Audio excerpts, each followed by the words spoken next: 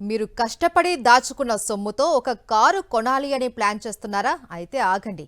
మీరు షోరూంలోకి అడుగు పెట్టగానే ఆ మెరిసే కార్లు, అక్కడి సేల్స్ ఎగ్జిక్యూటివ్ల నవ్వులు మిమ్మల్ని బుట్టలో వేసేయవచ్చు.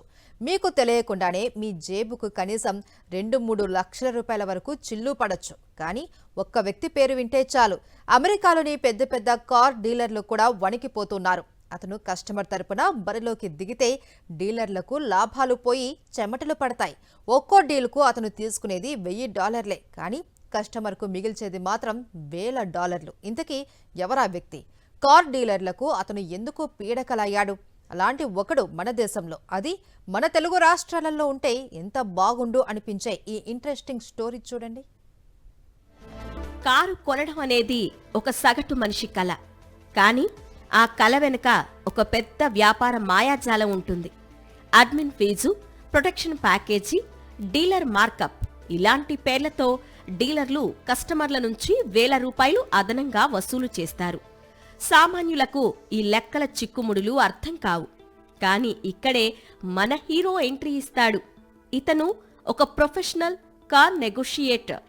ఇతను కార్లు అమ్మడు, కేవలం కస్టమర్ల తరపున డీలర్లతో బేరమాడతాడు. షోరూం వారు పంపే కొటేషన్లో ప్రతి అక్షరాన్ని, ప్రతి రూపాయిని భూతద్దంతో వెతుకుతాడు.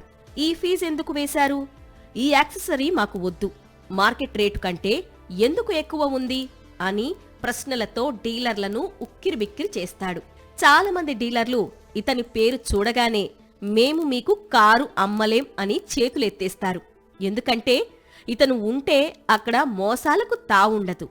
కస్టమర్ నుంచి కేవలం $1000 అంటే సుమారు $92,000 ఫీజుగా తీసుకుంటూ వారికి దాదాపు 5 నుండి 10 లక్షల రూపాయల వరకు ఆదా చేయిస్తున్నాడు.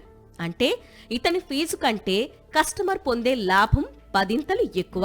అనవసరపు వారంటీలు, ఫ్యాన్సీ నెంబర్స్, అనవసరపు యాక్సెసరీస్, లోన్ ఇంట్రెస్ట్ రేట్లలో మాయాజాలం, వీటన్నింటినీ ఇతను ఒక్క ఫోన్ కాల్తో చల్లా చెదురు చేస్తాడు.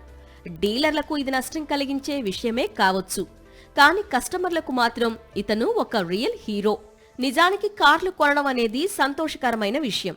కానీ ఆ సంతోషం బిల్లు చూశాక ఆవిరి కాకూడదంటే మనం కూడా ఈ నెగోషియేటర్ లాగే అప్రమత్తంగా ఉండాలి. అడిగితే ఏమనుకుంటారో అని మొహమాట పడకుండా ప్రతి రూపాయికి లెక్కడగాలి. అప్పుడే మనం కూడా డీలర్ల మాయాజాలం నుంచి బయటపడగలం. సో నెక్స్ట్ టైం మీరు కారు కొనడానికి వెళ్తే ఈ నెగోషియేటర్ ట్రిక్స్ ను గుర్తుంచుకోండి.